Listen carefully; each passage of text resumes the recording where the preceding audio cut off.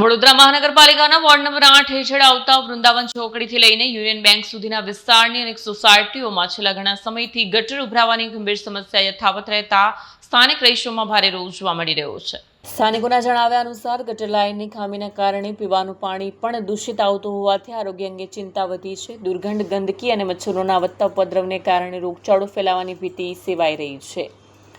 અનેક વખત વડોદરા મહાનગરપાલિકામાં લેખિત તેમજ મૌખિક રજૂઆતો છતાં સમસ્યાનો કાયમ ઉકેલ નથી આવ્યો।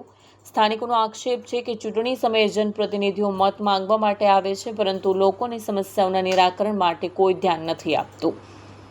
વિસ્તારની અંદર આ વિસ્તારમાં એવું છે કે આ પાણી ભરાય છે, એ અહીંયા નિકાલ નથી અને એ લોકો વોર્ડ માટેમાં આવે છે ત્યારે કોંગ્રેસ કે જનતા પાર્ટી એ બેમાંથી આવે છે ત્યારે હાથ જોડીને કે અમને આપો ને અમે આમ કરી નાખશું, પેલું ઢકણું કરી નાખશું, રસ્તા સાફ કરી નાખશું, ગટર સાફ કરી નાખશું, બધું તમારે એકદમ ફર્સ્ટ ક્લાસ કરીશું, પણ કંઈ કરતા નથી। અત્યાર સુધીમાં એક માણસ નથી આવ્યો અહીંયા કે ભાઈ રિપેર ચલો આપણું જોઈ આવીએ સોસાયટીમાંથી થાય।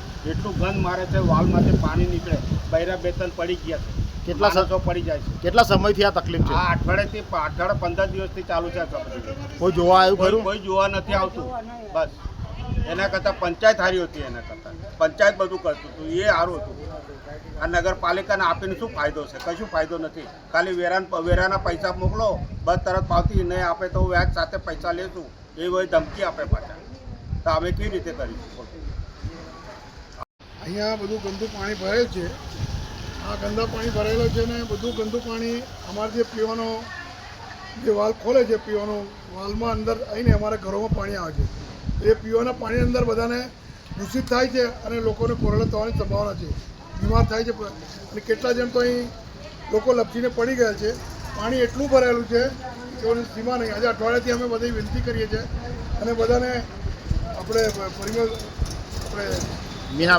મીનાબેનને અમે વિડીયો મોકલેલું છે, બે દિવસથી આ ફોન બી કરીએ છીએ, છતાં પણ કોઈ અહીં ધ્યાન આપતું નથી।